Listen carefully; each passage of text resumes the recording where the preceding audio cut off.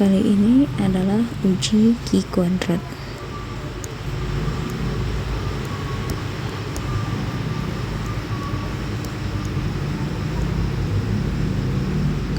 Q kuadrat ini dituliskan atau disimbolkan dengan penulisan seperti ini. Jadi bacanya adalah Q kuadrat, bukan X kuadrat ya. Ini merupakan salah satu simbol dari atau huruf Yunani. Anda dapat mencari definisi dari uji Q kuadrat dengan search engine, terserah dari mana saja sumbernya, boleh dari buku, boleh dari Google, Wikipedia, dan segala macamnya. Yang penting Anda memahami materi uji Q kuadrat ini. Secara umum, uji Q kuadrat ini merupakan pengujian hipotesis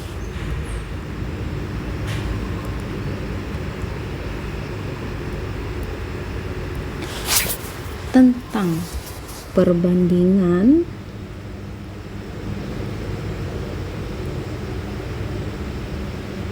dari sampel yang benar-benar terjadi dengan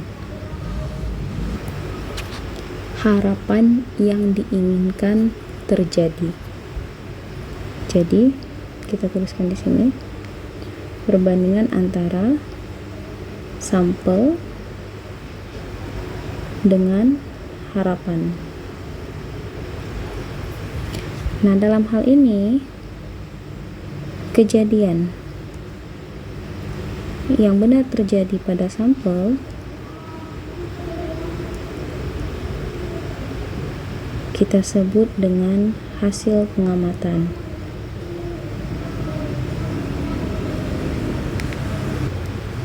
Atau observasi. Sementara harapan itu adalah kejadian yang diinginkan, yang bisa saja terjadi juga bisa tidak, yang disebut dengan suatu ekspektasi.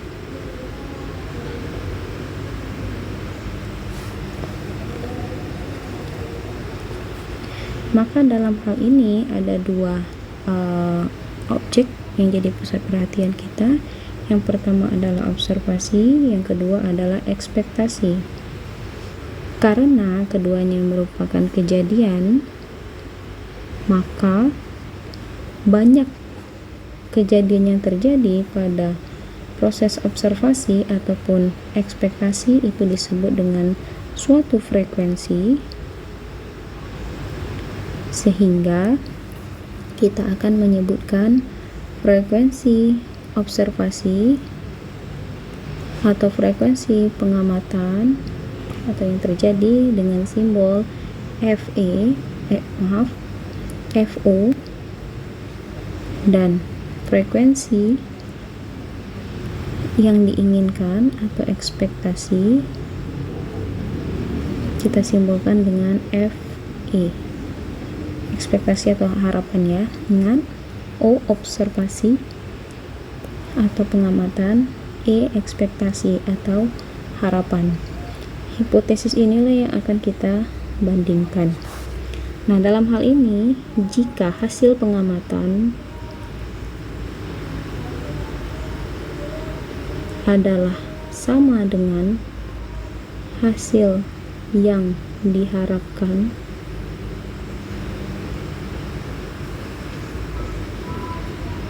berarti nilai dari FO dikurang FE dimutlakkan adalah sama dengan 0, di mana rumusan ini nanti akan sangat berguna dalam perhitungan uji dari Q kuadrat itu sendiri. Ini berarti bermakna FO sama dengan FE, hasil pengamatan sesuai dengan apa yang diharapkan. Uji Q kuadrat yang kita simbolkan dengan Q kuadrat memiliki rumusan sigma dari FO dikurang FE dikuadratkan dibagi dengan FE.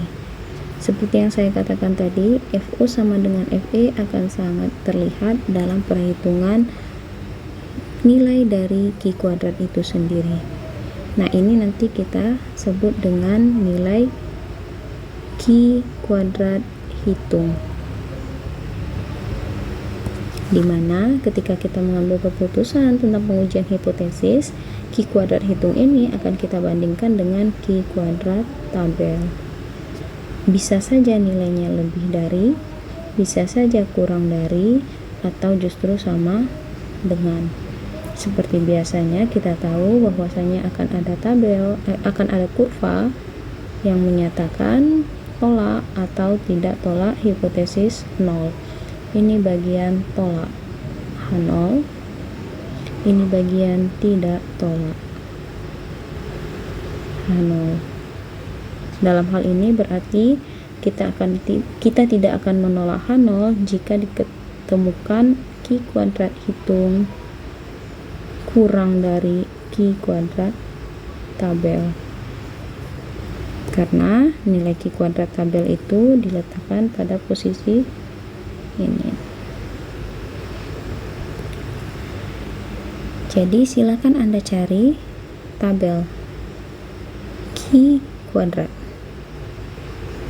silakan di googling ya.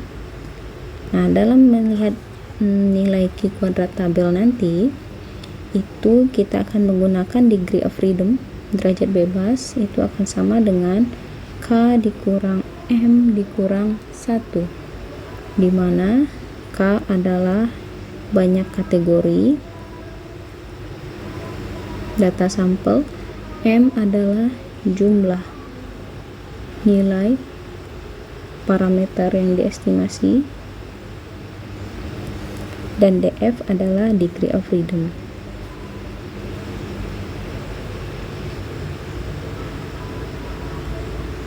Biasanya DF ini sangat berpengaruh untuk melihat posisi nilai pada tabel kita nanti. Nah, selanjutnya kembali pada kasus kita yang tadi,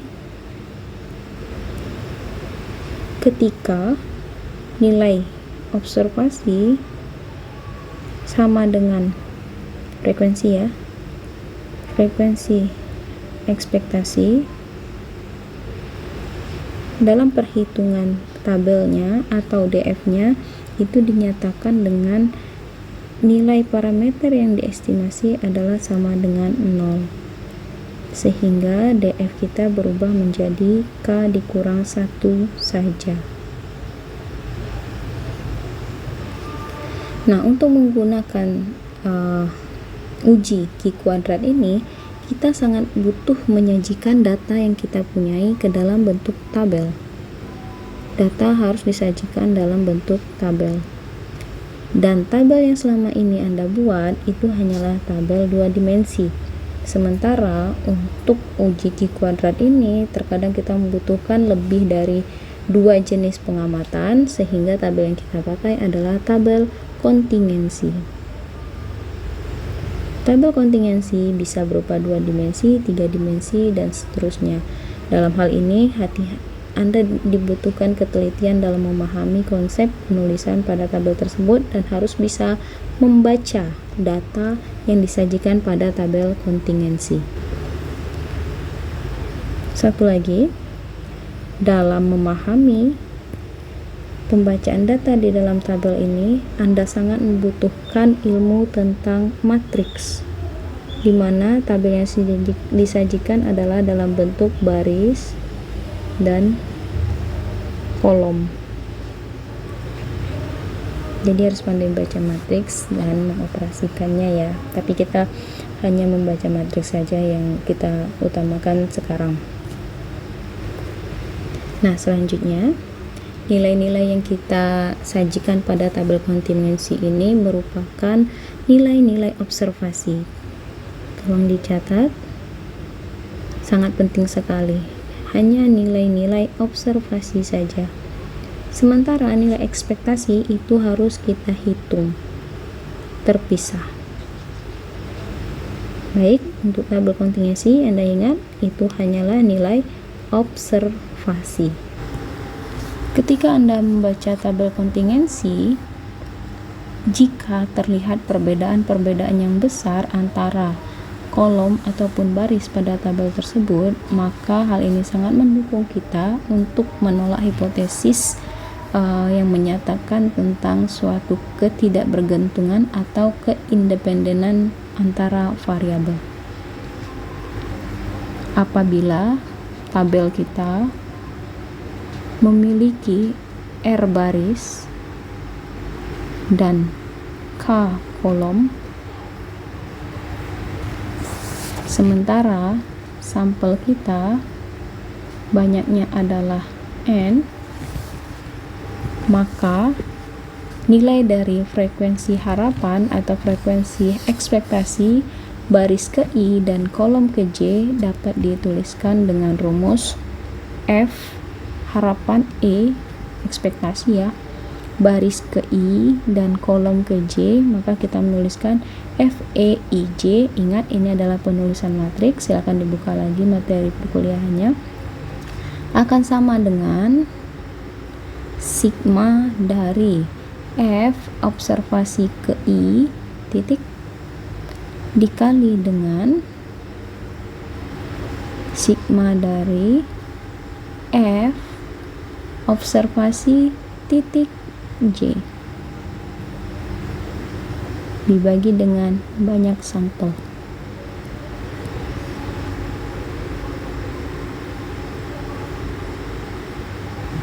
Apa arti dari sigma? Sigma artinya adalah jumlah. Apa arti dari OI titik? OI titik bermakna jika kita memiliki I sama dengan 1, berarti OI titik kita adalah OI1 titik jalan dari 1. Sementara kalau kita punya J kita adalah 1, 2, 3, perhatikan ini ya. I kita sama dengan 1, I1 titik isilah dengan nilai-nilai J. Maka kita tadi sudah menuliskan ketika J1 berarti O11, maka ketika J-nya 2 akan menjadi O12, itu maksudnya I titik. I kita 1, J kita sekarang 2. Dan O, I-nya 1, J-nya 3.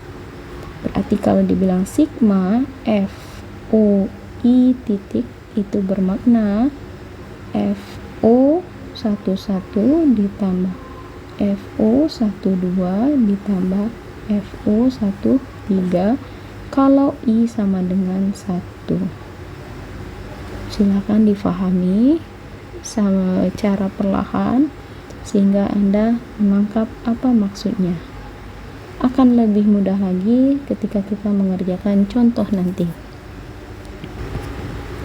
Jika persoalan kita dituliskan seperti ini, nilai bergantung kepada baris dan kolom, maka derajat bebas pada tabel Q kuadrat kita yang kita ambil adalah R dikurang 1 dikalikan dengan K dikurang 1. Kita tidak lagi memakai degree of freedom yang pakai K dikurang M dikurang 1 tadi, karena kita hanya berpatokan di sini pada R dan K. Ini jika kita memiliki tabel kontingensi ya. Nah, selanjutnya setelah diperoleh nilai F, E, I, J, maka rumusan Q kuadrat hitung kita adalah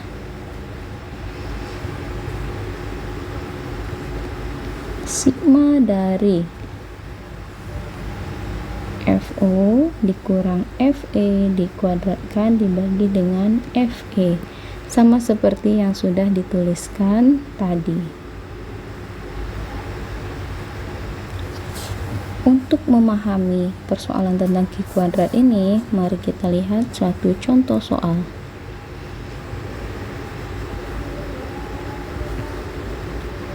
Jika diketahui suatu tabel kontingensi pengunjung toko ABC.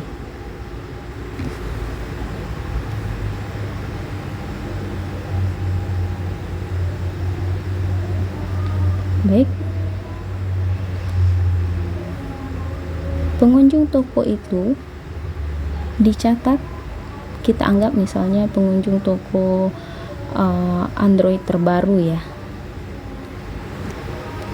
Android yang bisa apa istilahnya, sanggup untuk digunakan bermain games. Jadi kan akan diperhatikan pengunjung toko sesuai umur. Kalau karena permainan games biasanya yang muda-muda yang sering mengunjungi toko tersebut ya. Dan yang kedua, berdasarkan jenis kelamin. Jadi toko ABC Android, keluaran terbaru. Oke. Berdasarkan data yang dipunyai, yang mengunjungi toko tersebut berusia di bawah 30 tahun, berjenis kelamin pria, ada 60 orang per hari. Berjenis kelamin wanita, ada 50 orang per hari. Sehingga total kunjungan per hari yang berusia di bawah 30 tahun adalah 110 orang. Paham ya cara baca tabelnya ya? Nah, selanjutnya yang berusia lebih dari sama dengan 30 tahun berjenis kelamin pria ada 70 orang per hari dan berjenis kelamin wanita 10 orang per hari. Sehingga total kunjungan per hari dengan usia di atas 30 atau 30 tahun adalah 80 orang per hari. Sehingga kalau kita lihat total berdasarkan jenis kelamin, pria adalah sebanyak 130 orang, 60 ditambah 70, dan wanita adalah sebanyak 60 orang. Dari tabel ini yang menjadi pertanyaan kita adalah apakah jenis kelamin dan umur pengunjung independen. Jadi maksudnya adalah apakah ada kaitan antara umur dan jenis kelamin dalam mengunjungi toko tersebut atau tidak ada. Kalau ada namanya dependen, dan kalau tidak ada namanya independen. Sementara dalam satu hari itu total pengunjung toko ABC adalah 190 orang. 110 tambah 80 ataupun 130 tambah 60. Nah, dalam hal ini Anda bisa menggunakan rumusan untuk mencari guna untuk mendapatkan nilai dari Q kuadrat, karena kita harus membandingkan antara Q kuadrat hitung dan Q kuadrat tabel. Kita lakukan proses penyelesaian soal ini dengan langkah pengujian hipotesis. Mohon maaf, kita lupa meletakkan alfanya. Alfanya di sini 1%. Sangat kecil sekali ya. Oke. Penyelesaian.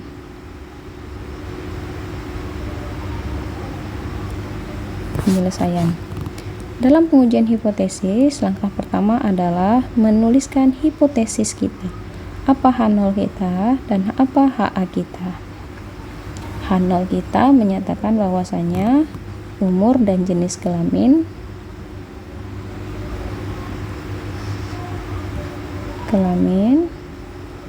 adalah dependen atau bergantung. Hipotesis alternatif kita adalah independen atau tidak ada hubungan umur dan jenis kelamin dalam mengunjungi toko ABC tersebut. Kita harus ingat bahwasanya sesuatu itu dikatakan dependen ataupun independen adalah dengan memperhatikan observasi atau kejadian yang terjadi dengan ekspektasinya. Jika terjadi perbedaan nilai, saya ulangi, jika terjadi perbedaan yang besar antara observasi dengan ekspektasi, hal ini berarti antara umur dan jenis kelamin adalah independen. Tapi jika FO kurang FE sama dengan 0, hal ini berarti dependen atau bergantung karena tidak ada perbedaan antara observasi dengan ekspektasi. Nah, selanjutnya langkah yang kedua adalah menentukan taraf nyata. Dari soal sudah diketahui taraf nyata kita adalah 1% atau 0,01. Yang ketiga adalah menghitung nilai Q kuadrat. Ingat, nilai rumusan Q kuadrat kita tadi adalah FE dikurang FO dikuadratkan dibagi dengan FE. Ini ya. Oke, FO dikurang FE kuadrat itu sama saja dengan FE dikurang FO kuadrat karena kuadrat ya. Kalau tidak kuadrat dia akan berbeda. Nah, hal ini berarti kita membutuhkan nilai FE dari masing-masing sel pada tabel kontingensi.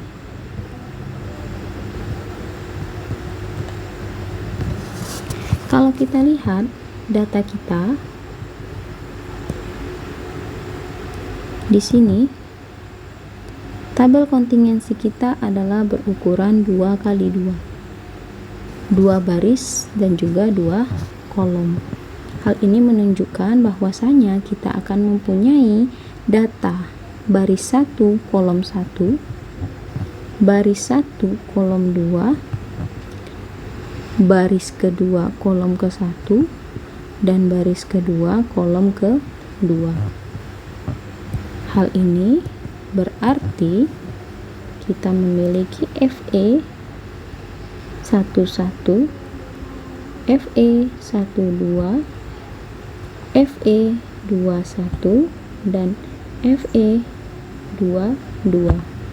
Jika dituliskan, FE 1 titik adalah 11 dan 12, FE 2 titik adalah FE 21 dan 22.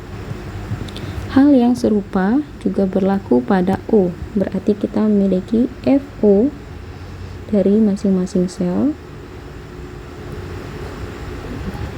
FO 11, FO 12, FO 21, dan FO 22 dinamakan FO 1 titik, FO 2 titik. Nah, dalam hal ini yang menjadi perhatian kita adalah apakah kita akan menggunakan 1 titik atau titik 1. Harap berhati-hati dalam melakukan penyelesaiannya. Baik, tabel yang tadi kita salin ulang. Sudah saya tulis ulang tabel tadi di sini. Maka kita akan mencari nilai F E11.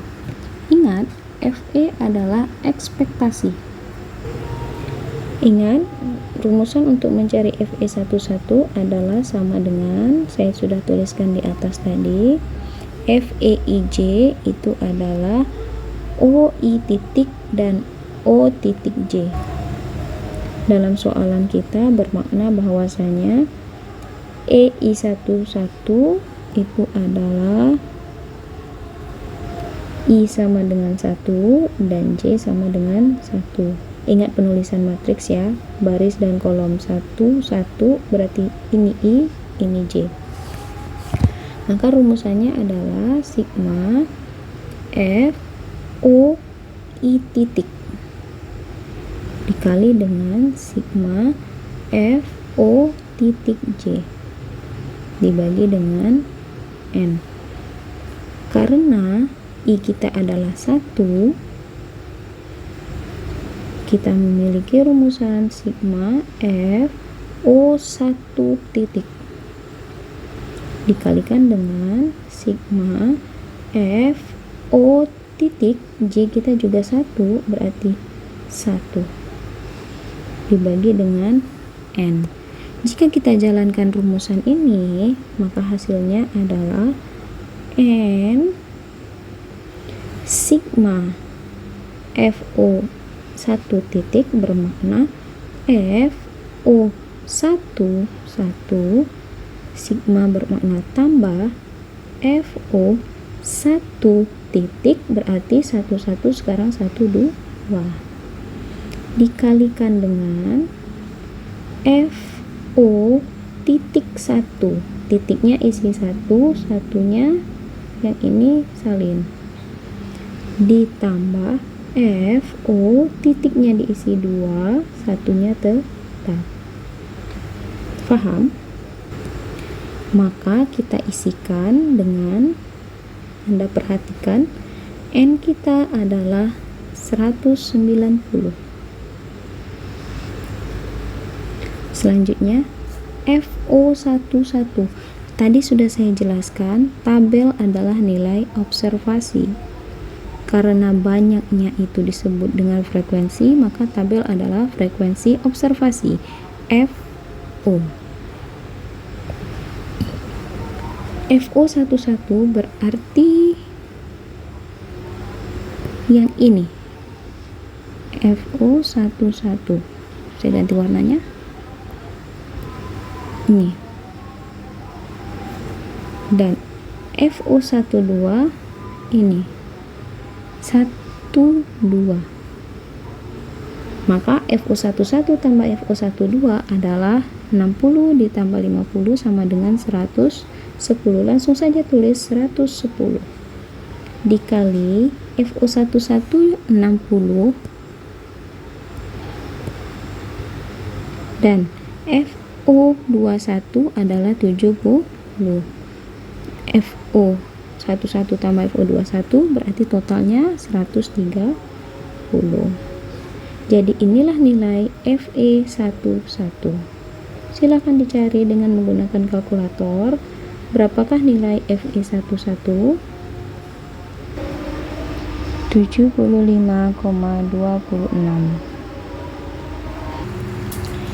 Jadi cara gampang untuk mencarinya adalah, perhatikan ya, kita coba lihat Fe12. Fe12 berarti yang kita ambil adalah baris ke-1 kolom ke-2 dengan nilai baris ke-1 itu adalah yang diambil 110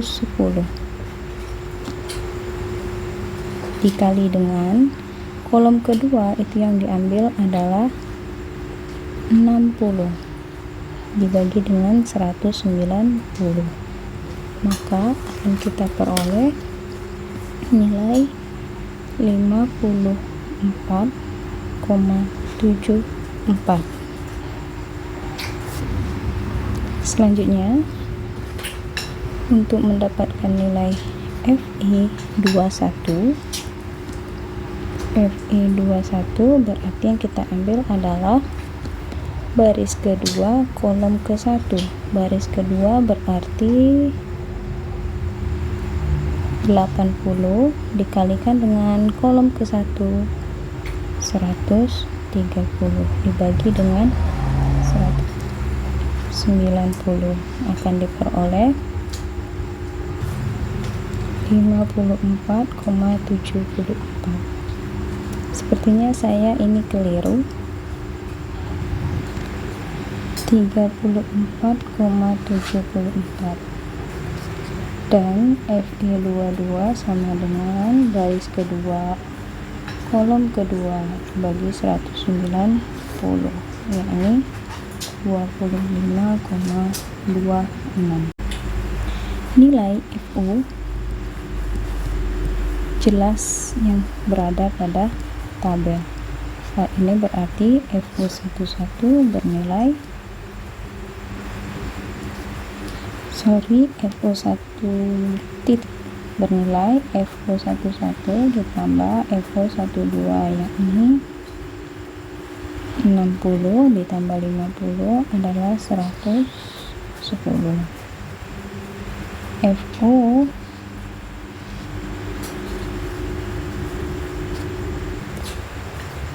dua titik FO21 tambah FO22 berarti 70 ditambah 10 80. FO titik 1 berarti FO11 ditambah FO21, yakni bernilai 130, dan FO titik 2 FO12 ditambah FO22, yakni bernilai 60. Kita pasangkan FO dan FE, berarti yang kita miliki adalah Q kuadrat sama dengan, kembali saya kopikan dulu tabel kita. Sudah saya sisipkan tabel kita di sini. Rumusan dari Q kuadrat adalah sigma dari, kita lihat ini dia, FO dikurang FO dibagi FE. FE dikurang FO dikuadratkan dibagi dengan FE, berarti FE 11 dikurang FO 1 titik dikuadratkan ditambah FE 12 dikurang FO. Nah, selanjutnya nilai FO kita seperti yang awal telah disebutkan, bahwa nilai observasi yaitu nilai pada tabel. Nah, kita tempelkan tabel kita yang di atas di sini. Oke, sudah kita tempelkan. Terlihat bahwasanya nilai FO11 kita adalah 60, FO12 50, FO21 kita adalah 70, dan FO22 kita adalah 10.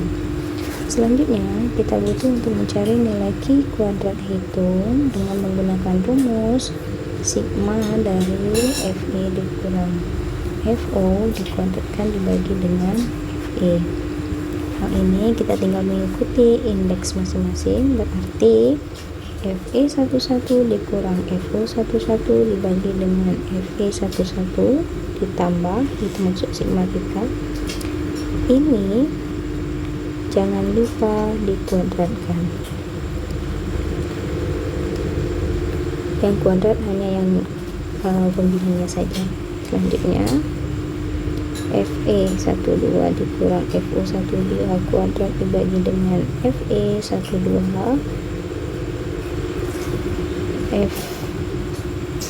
FE21 dikurang FO21, FE21, dan terakhir itu adalah FE22 dikurang FO22 dibagi dengan FE22.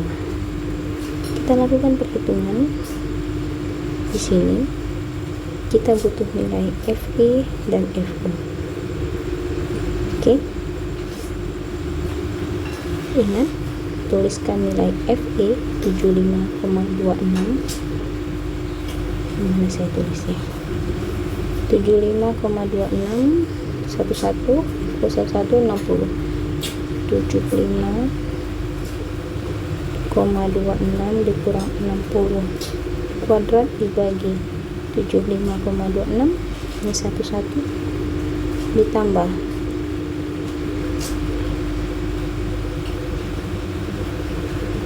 12. FE12 kita adalah 34,74, FO12 kita adalah 50. 34,74 dikurang 50 dibagi 34,74. Kemudian selanjutnya adalah FE21. FE21 kita adalah 54,74. 54,74. FO21 kita adalah 70 dibagi 54,74, dan yang terakhir FE22 kita adalah 25,26. Kalau saya ada yang keliru perhitungannya, tolong diperbaiki. FO22 kita adalah 10 dibagi 25,26, maka akan kita dapatkan nilai dari Q kuadrat adalah 23,27. Sementara itu, jika Anda mengambil nilai Q kuadrat tabel yang merupakan langkah keempat kita, silakan lihat Q kuadrat tabel alfa 0,01 dengan derajat bebas, K dikurang 1 dikali R dikurang 1. Baris kita ada 2, kolom kita ada 2, berarti 1 dikali 1. Anda lihat pada tabel alfa 0,01, 1 dikali 1 sama dengan 1, df nya 1.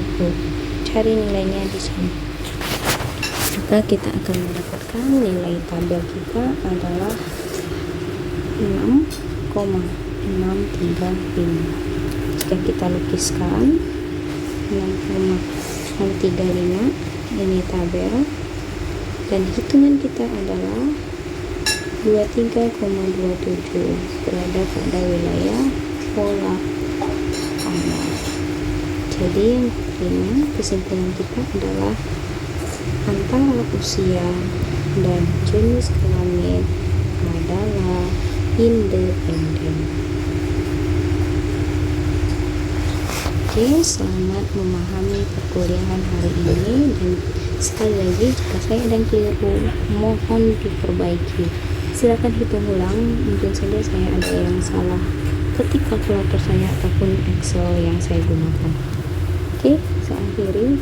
Assalamualaikum warahmatullahi wabarakatuh.